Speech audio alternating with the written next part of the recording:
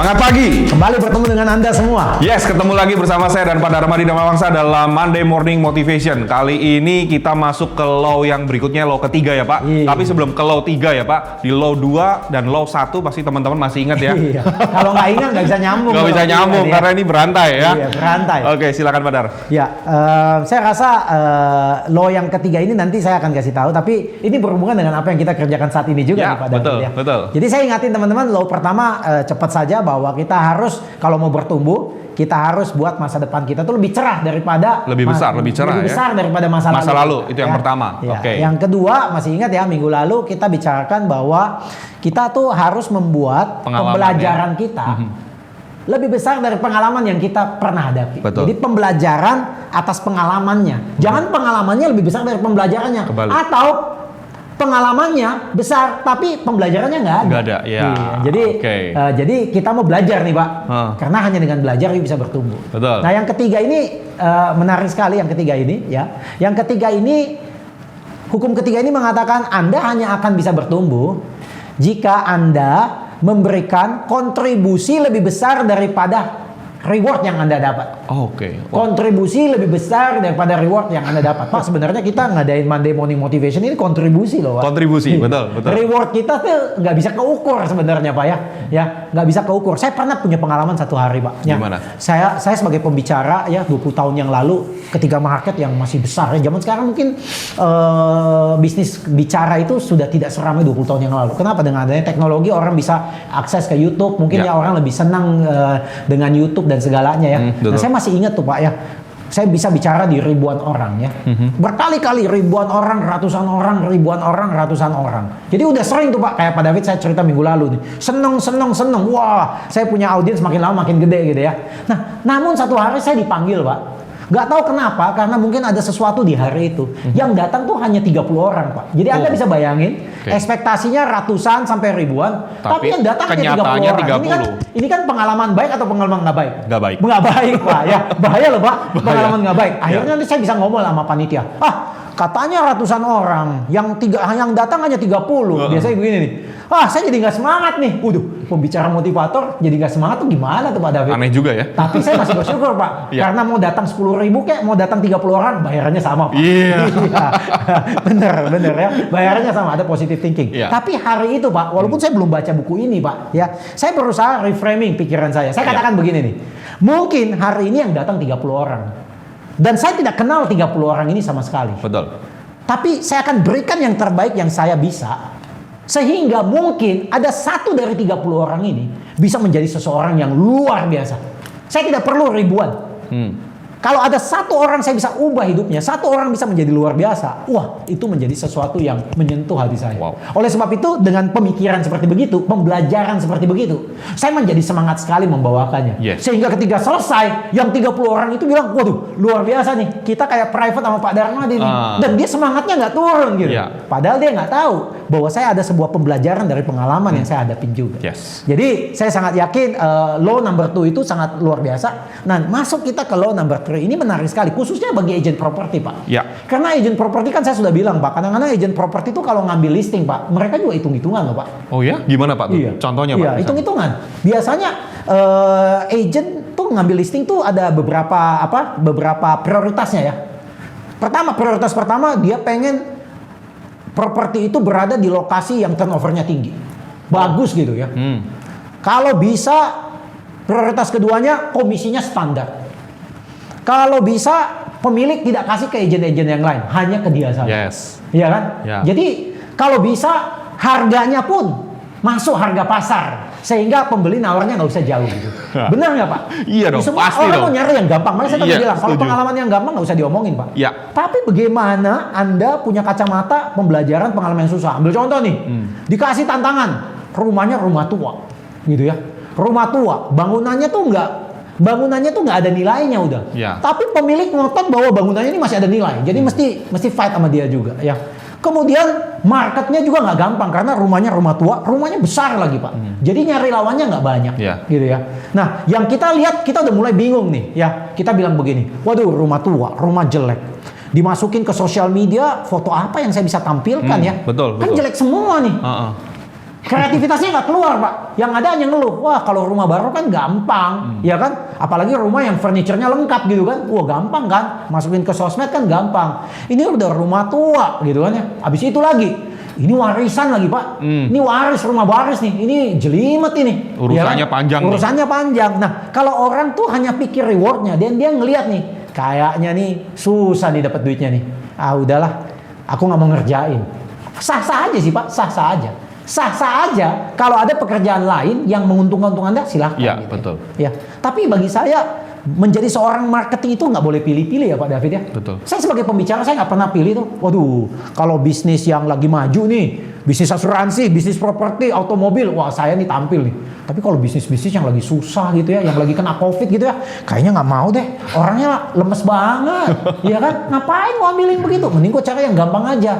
Nah, padahal semua hal yang susah, pengalaman yang susah itu ada apa tuh Pak? Ada pembelajarannya. Ada pembelajaran lagi nih, Yes, iya kan ya. yes. Dan saya percaya agen-agen yang hebat itu sudah bertemu dengan penjual dan pembeli yang rumit minta ampun, sudah bertemu dengan properti yang rumit minta ampun. Dan situasinya Dan dalam ngeri. semua kerumitan itu, dan dia ngotot belajar dari kerumitan itu, dia menjadi orang yang levelnya beda. Capability-nya naik. Kalau enggak levelnya confidence-nya sama naik. semua Pak. Yes, Pak, kalau setuju. semua orang levelnya sama semua, bagaimana kita bisa berkompetisi?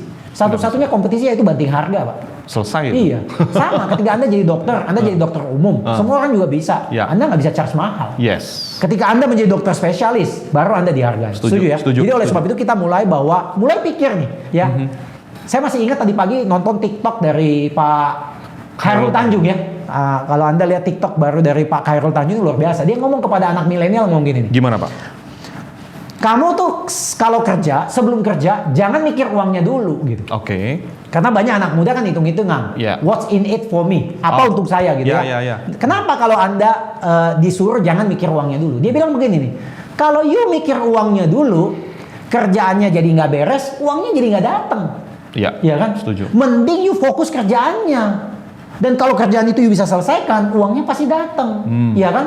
Dan semua pekerjaan itu adalah masalah yang harus dihadapi. Dan orang hanya mau bayar Pak David atas masalah yang you bisa selesaikan. Setuju. Makin besar masalahnya, bayarannya makin apa? Makin tinggi. Iya. Jadi kalau masalah itu ada dalam hidup Anda, itu bagus atau nggak bagus? Bagus. Bagus. Karena itu melatih kita untuk bisa Lebih strong berkompetisi lagi. di tempat yang lebih tinggi. Yes, Ya, betul ayo banget. kita masuk. Jadi law number 3 ini mengajak kita untuk bertumbuh, ya, berfokus kepada kontribusi yang kita bisa beri, bukan rewardnya. Reward. Jangan dibalik. Jangan lihat rewardnya dulu baru kontribusi. Ya. Lihat kontribusinya dulu baru reward. Yes. Oke. Ya. Kita masuk ya sekarang. Ya, mari. Nah, poin pertama yang ingin digarap oleh Dan Sullivan ini, dia katakan bahwa kalau kita mau jadi orang yang bertumbuh, kita harus meningkatkan kontribusi kita kepada dunia ini. Ya. Kepada orang-orang di sekeliling kita. Pak David mau dihargai sama anaknya Pak David. Mau. Very simple. Yeah. Pak David spend waktu lebih banyak untuk anaknya Pak David. Iya, Setuju iya, nggak? setuju. Itu kontribusi loh Pak. Iya kan? Pak David spend perhatian, kasih sayang banyak kepada anak Pak David. Nggak usah Pak David minta dia sayang Pak David. Dia akan sayang secara langsung. Ya, Setuju natural, nggak? natural Iya, gitu. natural Yes, ya. Tapi yeah. kalau Pak David nanya kepada anak Anda, kamu mau papi spend waktu kamu nggak? Tapi kalau papi spend waktu, kamu harus sayang papi. Oh, mungkin dia akan bilang apa? Waduh, kok papi aku hitung-hitungan sama aku? Dia malah nggak appreciate Pak David. Setuju, kayak gitu. setuju, ya? setuju. Jadi lo ini menarik sekali. Dia bilang, coba tantang diri Anda kalau Anda jadi marketing associate. Kalau Anda jadi marketing associate, kontribusi apa yang Anda bisa tambahkan ke kantor di mana Anda bergabung? Ada marketing bergabung di kantor, bukannya kasih kontribusi Pak, kasih buat kantor itu ribut Pak. Nah, ini Iya nih. kan? Dia ajak marketing lain berantem. Iya. Dia ngajak pemilik kantor berantem. Dia ngajak customer berantem. Wah. Ini kontribusi apa yang dia ngasih Pak? Dan setelah itu dia pindah ke kantor lain. Sama aja Pak, lanjut terus Pak. Nah, kontribusi apa yang Anda bisa bantu di kantor? Jadi kita mulai sama-sama pikir nih ya Pak ya. Apa Iya. kontribusi yang bisa kita Iya, kasih ya? umpama Anda jadi marketing, kemudian Anda sudah di kantor itu 2 tahun, 3 tahun, dan mungkin Anda adalah marketing pertama awal di kantor itu, dan Anda bersyukur 3 tahun Anda masih bisa bertahan dan karir Anda meningkat. Kemudian pemilik kantor mulai rekrut marketing baru. Ya. Anda punya hati karena pengen kontribusi, dibilang Pak, biar saya bantu Pak, marketing baru ini agak ngerti karena Bapak juga kan sibuk ya Pak ya. Take care mereka gitu ya. Tapi dia nggak ngomong gini nih, Pak, kalau saya bantu Bapak kasih saya apa Pak? Iya, Oh, Pak. beda ceritanya. Beda sekali loh Pak. Iya. Ya. Dia ngomongin reward dulu baru Iya, Bapak kalau saya bantu nih, saya didik-didik mereka nih, Bapak kasih apa gitu. Mungkin pemilik kantor pikir, gila, waktu dia belum bisa jualan, saya sudah bantu dia. Saya nggak pernah hitung-hitungan sama dia gitu ya. Dia begitu? Sekarang dia langsung hitungan gitu kan. Pak, kalau saya bantu mereka, Bapak kasih apa? Sah-sah aja sih Pak David. Tapi sekali lagi, you nggak memberi kontribusi. Yes. Iya kan? Yes. Iya kan? Demikian juga ketika gimana ya? Ketika dia menghadapi customer, iya kan? Dia kontribusi apa yang bisa diberikan kepada customer? Umpama nih Pak, dia pikir zaman sekarang, zaman digital, sosmed maju ya. Bisa nggak ya? Saya mendalami sebuah skill, kemampuan gitu, sehingga properti customer saya yang kelihatannya biasa-biasa aja itu bisa saya foto, bisa saya videoin, sehingga kelihatannya lebih menarik begitu. Ya. Itu kontribusi loh Pak. Betul. Karena nggak semua marketing bisa gitu. Ya, setuju. Dan untuk mencapai titik itu dia mesti belajar. Dia mesti sacrifice dan mungkin dia mesti keluarin uang dulu Pak. Benar ya Pak ya? Betul. Itu jadi, kontribusi itu. Iya, dan kontribusi itu kadang-kadang begini Pak, ngapain Pak kita kontribusi Pak? Kadang-kadang nggak dilihat orang, tunggu sebentar. Anda selalu berpikir begitu. Kalau Anda mau argue sama saya, apakah tidak dilihat orang, tidak dihargai orang? Boleh-boleh aja. Bisa aja orang nggak lihat Anda. Tapi Anda jangan salah. Kontribusi itu makin besar Anda kontribusi, itu seperti hukum karma Pak. Dia selalu balik Pak. Ya. Makanya kita tahu kan, perbuatan baik akan balik baik, perbuatan jahat akan balik jahat ya kan. Ya. Jadi kalau kita sudah tahu, sebenarnya kita membuat sebuah trigger. Sebenarnya trigger itu belum langsung kelihatan Pak. Seperti Bapak dorong mobil yang mesinnya nggak jalan kan. Waktu kita dorong pakai tenaga yang besar gitu ya, mobil itu belum bisa jalan Pak. Tapi ketika dia sudah bergerak, lebih enteng gitu Pak ya. Sama, ketika Anda punya mindset, punya trigger bahwa saya tuh harus memberikan kontribusi. Saya tuh harus memberikan kontribusi. Ya, ambil contoh kita duduk di sini nih. Ya. Kita pengen beri kontribusi nih ya. Yes. Ya. Supaya apa? Ya, supaya orang lain juga bisa bertumbuh. Karena saya bilang ini bola nggak akan bisa selesai, kan? Ya. Makanya saya selalu tantang diri saya. Siapa lagi yang saya bisa sentuh? Siapa lagi yang saya bisa dorong? Siapa lagi yang bisa saya buat mereka mempunyai harapan? Yes. Ya, itu mempunyai daya tarik magnet yang sangat besar, Pak David. Mantap Ya. sekali. Kadang-kadang ada pemilik kantor suka komplain sama saya, Pak David juga pasti pernah dengar. Sekarang susah nyari marketing bagus, Pak. Yes. Benar nggak, Pak? Ya. Saya rasa semua klasik ya Pak ya. Itu klasik. Klasik sekali Pak, sekarang susah nyari marketing yang bagus. Pertanyaan saya, Anda hanya mau dapat marketing bagus karena you harap dia jualan, kemudian you dapat bagian kamu kan sebagai pemilik kantor. Tapi sebenarnya Anda sudah increase kontribusi apa di market? Ambil contoh nih, mestinya kalau Anda mau dapat marketing yang bagus, Anda sebagai pemilik kantor tulis artikel dong. Mengenai umpama kalau Anda beroperasi di Pondok Indah, Anda tulis artikel dong mengenai pasar properti di Pondok Indah. Apakah bertumbuh? Apakah dengan KPR saat ini turun? Apakah memiliki rumah akan menjadi lebih mudah?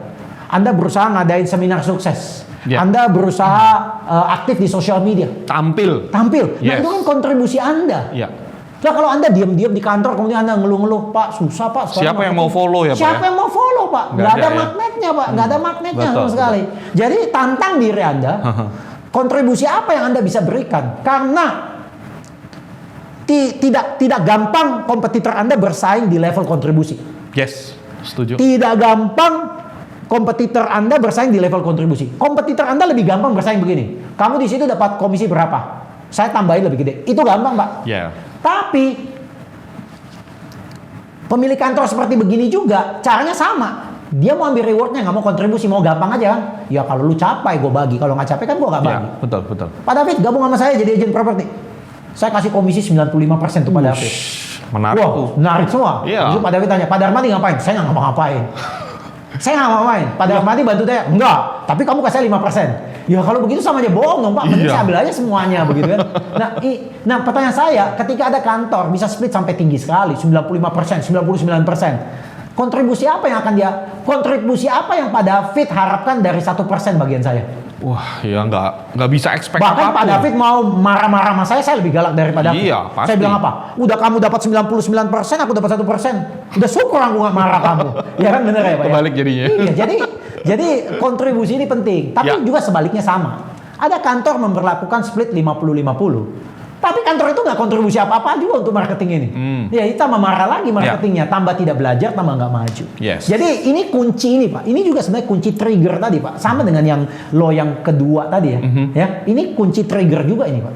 Ya, karena kontribusi Anda ketika menjadi besar ya, pergerakan pertumbuhan ini jalan nih Pak. Betul. Ya. Ya. Ya. Jadi ini menarik sekali. Jadi pokoknya kita ingat-ingat nih teman-teman ya, jangan fokus kayak tadi Pak Darmadi bilang di TikToknya Pak Khairul Tanjung, ya. Iya. Reward dulu, mikirin reward dulu, malah nggak dapat apa-apa, rewardnya nggak dapat, duitnya juga nggak dapat. Nggak dapat apa-apa. Ya. Tunjukkan dulu hasil kerja kamu. Yes. Ya. Nanti orang akan menilai. Iya, orang akan menilai. Worth it nggak, gitu jangan kan? takut, jangan takut, Yes, jangan takut. Anda yes. pasti punya nilai kok kalau Yes. Anda bekerja keras ya. Yes, Nah, luar kita biasa. lanjut lagi ya. Nah, ini ada tantangan bagi kita mengenai contribution. Ini ada dikatakan ketika Anda menjadi makin sukses ya, makin banyak penghargaan, makin banyak reward yang akan mulai datang ke diri Anda. Ya. Ketika Anda bertambah sukses, pastilah Pak ya. Ya, Anda akan dapat income yang lebih tinggi, Anda akan dapat pujian lebih besar, ya kan? Anda akan dapat rekognisi, reputasi, status, kapabilitas dan opportunity. Wah, ini sesuatu yang Anda mau atau enggak? Sangat mau. Mau sekali, ya kan? Teman-teman pasti mau juga Sebenarnya ketika semuanya. Anda kontribusi besar, ini akan datang. Kalau Anda memberikan kontribusi terus-menerus, ini akan datang, Pak. Ini akan datang ya. Ini ada cerita menarik dari seorang member broker saya nih ya. Dia awalnya adalah marketing associate dan dia tidak punya pengalaman memimpin kantor dan akhirnya dia coba-coba gitu ya Pak. Oke. Sekarang punya kantor, ada 8 kantor gitu Pak. Nah, dia cerita sama saya satu hal gini. Ada satu agent yang sudah awalnya bekerja di tempat lain gitu ya. Kemudian tempat lain itu memberikan komisi yang lebih tinggi daripada tempat di mana member broker yang saya ceritain ini gitu ya. Jadi kalau dibandingin enakan saya di situ dah ya, komisinya splitnya lebih tinggi. Ya. Tapi anehnya agent ini akhirnya pindah ke kantor orang ini yang splitnya lebih rendah. Kemudian dia cerita sama saya, ceritanya kayak begini. Agent ini di satu kesempatan itu ada pemilihan unit properti gitu ya. Ya. Dia pengen nyari unit, dia pengen nyari info, customernya pengen nyari barang, tapi nggak dapat gitu Pak. Ya. Sedangkan Pemilik kantor di mana dia bekerja awalnya itu nggak bisa bantu dia hari itu, nggak bisa nemen dia karena waktu itu hari weekend, kemudian sudah malam lagi. Oke. Nah, ketika dia lagi bingung, datanglah member broker ini, tidak punya maksud apa-apa, tidak minta bagian komisi sama sekali. Melihat orang ini juga bingung dan kebetulan dia merasa dia ada unit yang dia juga lagi mungkin ada customernya awalnya jadi kemudian nggak jadi gitu ya. Kemudian dia temenin agent yang dia nggak kenal ini, dia bantu supaya unitnya dia akhirnya jadi dengan pembeli itu. Ya kan? Ya. Dan itu sampai hampir tengah malam, Pak. Oke. Dan agent itu bilang apa? Luar biasa ya. Saya tuh nggak kenal Anda rela bantu saya, ya, sehingga sampai deal. Padahal komisi saya, bagian untuk kantor, saya balikin ke kantor sebelah, bukan kantor Anda. Iya. Dan hari itu juga, agent itu memutuskan untuk lebih baik gabung dengan kantornya dia dengan komisi split yang lebih rendah. Oke. Pak, you belajar apa di sini? Ini menarik. Pak, kalau cerita saya dari komisi kecil pindah ke komisi yang lebih besar, itu lumrah lah ya, Pak. Iya, iya. Semua orang mau lah, Pak. Tapi ini cerita kan kebalikan, Pak. Iya. Dari komisi split yang lebih besar, dia pindah ke komisi yang split lebih gede karena dia melihat orang ini punya apa? Dia punya kontribusi. Bener. You nggak perlu pintar dari orang, Pak. Orang tidak butuh lihat you pinter. Orang tuh hanya butuh lihat you tuh bisa kontribusi apa untuk saya. Yes, luar biasa Iya kan? Pak. Ini ceritanya bagus banget. Dan ketika kontribusi itu jalan, baru ini bisa berputar nih Pak. Rewardnya dapat, dia Rewardnya join dapat, Pak. gitu ya. Iya Pak. Bahkan member broker yang ini kalau saya tanya, wah kamu sekarang banyak marketing ya? Dapatnya dari mana? Gak tahu Pak, datang sendiri. Wush, ini rewardnya. Padahal banyak member broker ceritanya gini nih, Pak susah Pak nyari MA, udah begini nggak bisa. Ya. Jangan lupa kontribusi Pak. Yes.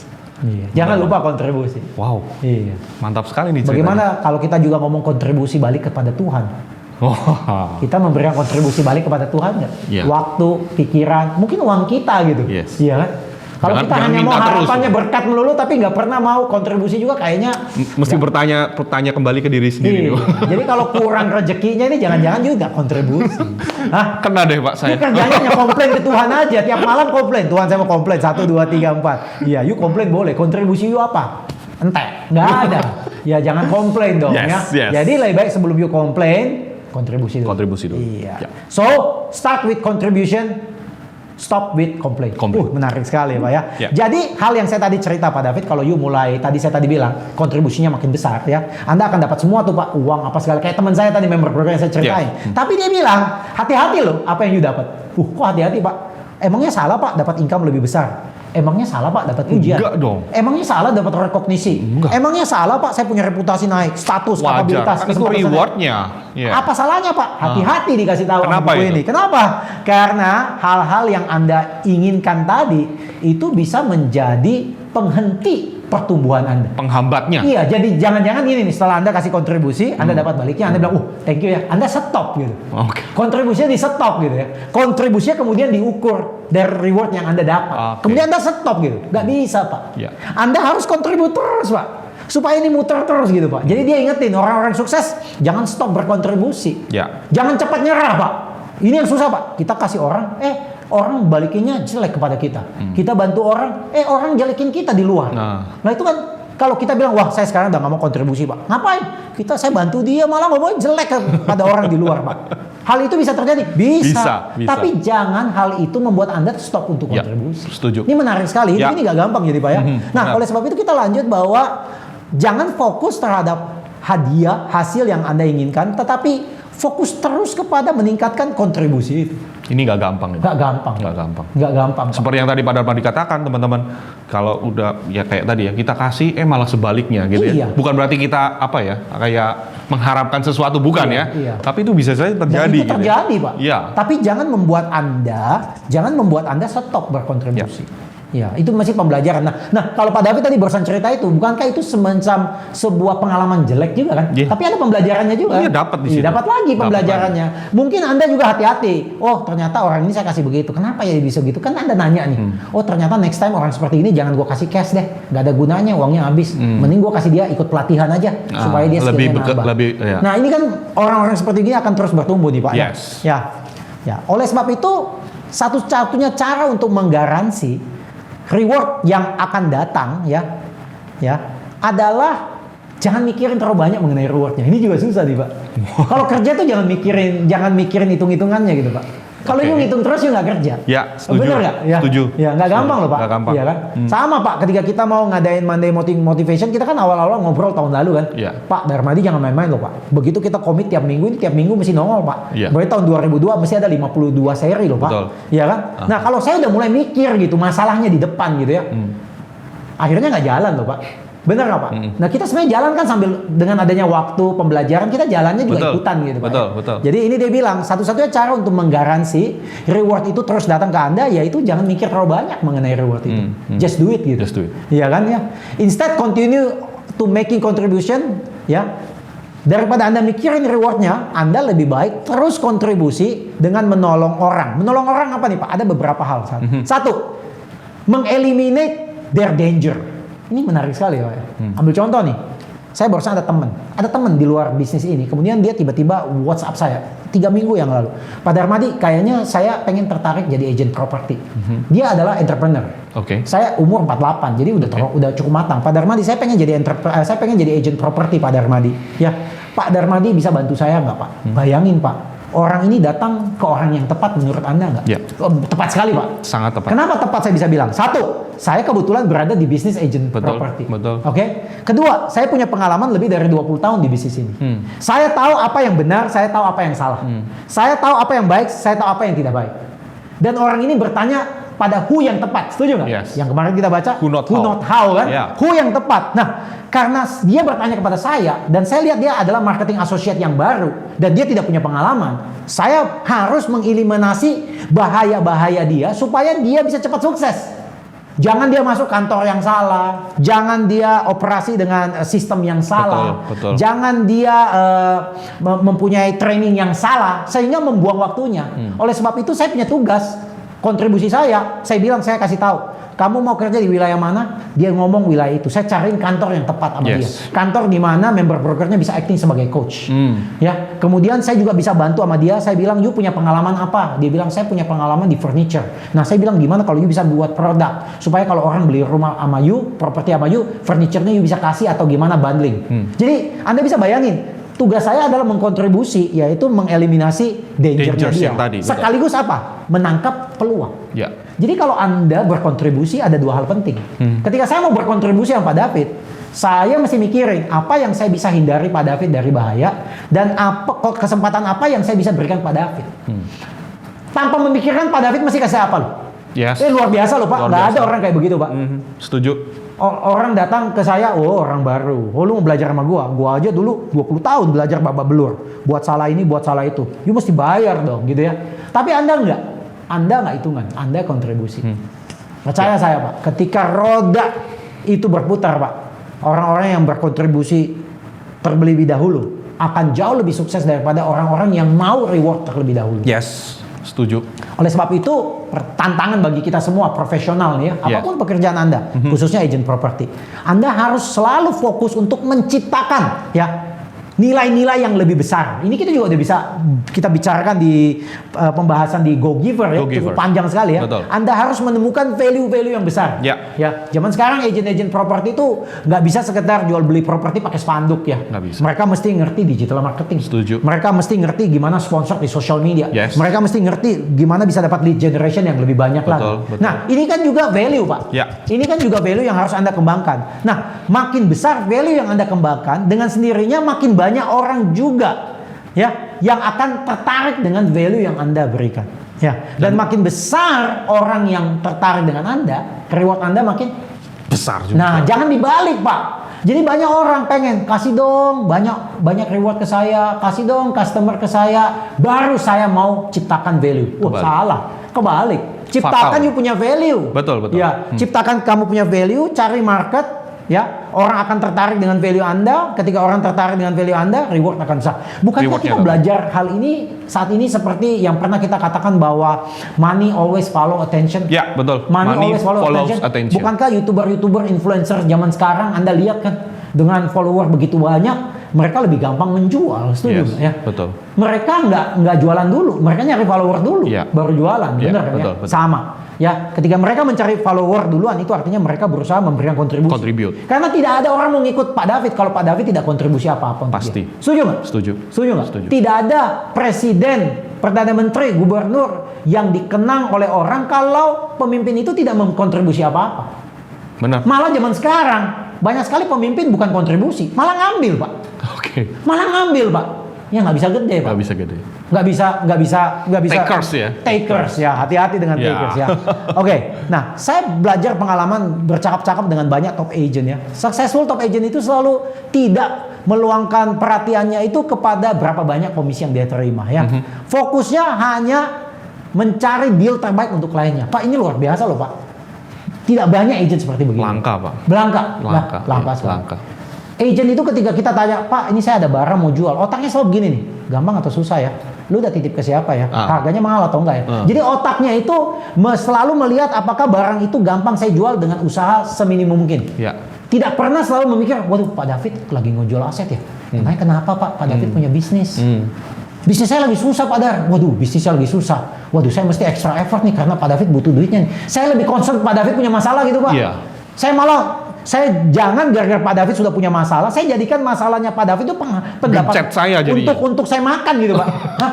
Untuk menjadi bahan Kesempatan makanan saya, nih, kesempatan. saya Pak. Bisa rasakan nggak Pak? Ya. Bisa rasakan nggak Pak? Ya. Jadi itu penting Jadi sekali. empati tadi ya, memposisikan gitu. Setuju Pak. Nggak gampang gitu Nggak Pak. gampang. Yes. Ya, oleh sebab itu successful top agents itu selalu memberikan service yang terbaik ya. Dan selalu ingat, ketika service Anda baik, ketika service Anda bernilai, orang pasti datang. Yes. Selalu ingat. Pasti. Saya tidak pernah lupa, bos saya selalu ngomong, Dar, kalau hari ini kamu bicara, nggak banyak orang dengar kamu.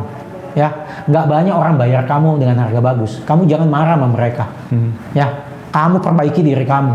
Ya, karena ketika kalau kamu sudah jadi bagus, di mana saja orang akan cari kamu. Yes. Setuju. Setuju ya? Saya Sangat teringat filosofi bakmi biasanya Pak ya. Kalau bakmi enak, samping got pun orang datang ya Pak ya. Iya. Benar nggak Pak ya? Setuju. Karena enak Pak. Iya, oke ya Pak ya. Nah, oke, kesimpulan berikutnya adalah ketika Anda fokus memberikan kontribusi yang real ya, dan membiarkan klien Anda memutuskan sebenarnya bayar Anda harganya berapa, itu lebih bagus Pak. Jadi orang tidak perlu tahu kamu bayar saya berapa. Saya kerja aja dulu. you bayar setelah saya kerja. Ini luar biasa sekali, Pak. Betul. Saya kerja dulu, lu bayar seperti Lihat saya. dulu lah saya kerjanya Lihat kayak dulu apa. saya kerja. Ya ini kan seperti kalau kita pergi refleksi kaki gitu, Pak ya. Bener nggak? Pak David pernah ikut refleksi Iya, kaki nggak? iya. Kalau refleksi kakinya enak, Pak David tipsnya lebih tinggi nggak? Pasti kasih lebih. tinggi. Bener nggak? Bener, Ya. bener. Kalau rasanya nggak enak, ya tipsnya lebih rendah, Iya, gitu kan? iya. Tapi Anda jangan sebagai tukang pijit nanya saya, Pak, bayar saya 100.000 dulu. Oh, Pak. itu lain ceritanya Nanti itu. dulu, rasain dulu dong, enak Iya. atau nggak enak, Yes, bener nggak ya? setuju, Jadi setuju. sama dengan manusia juga. Benar banget, quotes-nya Dan luar dikatakan biasa. oleh orang-orang yang luar biasa juga. Yes. All the So teman-teman yang luar biasa, jangan lupa klik like and subscribe YouTube channel ini. Stay tune in Monday Morning Motivation.